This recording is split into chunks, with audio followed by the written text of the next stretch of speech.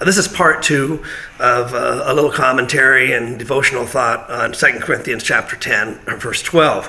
Paul says, "We dare not class ourselves or compare ourselves with those who commend themselves, but they measure themselves according to themselves." They compare themselves among themselves. And so Paul says, these guys that you're being impressed by, you Corinthians, my spiritual sons and daughters at Corinth, that you're being impressed by, be aware that, you know what, these guys compare themselves with themselves. They look in the mirror in the morning and they say, "You looking good, man. Yeah, you're a good preacher. You dress nice. God's blessing is upon you." And they're comparing themselves with themselves. They're not comparing themselves maybe necessarily with the Word of God, which is our measuring stick for everybody. And he said they compare themselves among themselves. They had a clique, and they were all patting each other on the back and said, "Man, we are so good and so awesome, and God is with us." And that's not necessarily so, but Paul says that's not wisdom. He said these guys don't have wisdom. And so Paul says, he says, "We, however, will not boast beyond measure, but within the limits of the sphere which God has appointed us, a sphere which especially includes you." This is a very important thought for all of us. We don't compare ourselves. We look around and we see other people who are successful in business, who are, maybe we're single and they're married, they have a nice car, they have a nice television set, they seem to be having success. If you're a Christian minister or leader, their church is growing and they're getting to travel all over the world, or they're getting offerings or whatever it may be. And then we look at ourselves and think, "Ha! Who are you? What's with you, man?" And so we don't do that. Paul said, "I compare myself to the calling of God on my life."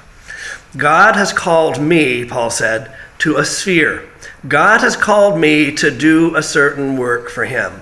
I know what that calling is. God has called me to evangelize, make disciples, plant churches, train leaders, and specifically to reach the non-Jews. That's what God has called me to do.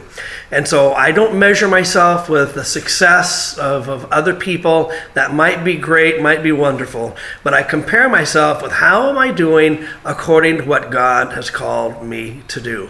I have a sphere. I have a boundary. I have limitations on things that God has called me to do, things that God has not called me to do. And so how am I doing in that area? And so the same with us is that it's very important for you to determine what has God called you to do. Has God called you to serve in a sphere of society, of education, or social relationships, or media, or something like that? Has God called you to be a pastor? Has he called you to be a pastor of a certain kind of a church? Has God called you to bring a certain message? Has God called you to certain ministries to be involved in? And so we see, and honestly here in Cambodia, there are so many opportunities to do wonderful things for God. And there's so many great people that are doing wonderful things to God. And sometimes in my heart, I think, gosh, you know, who am I? Is that there's people that are doing so many more things and greater things and seem to be significant things when I compare myself to them. But I can't do that. That I know what God has called me to do.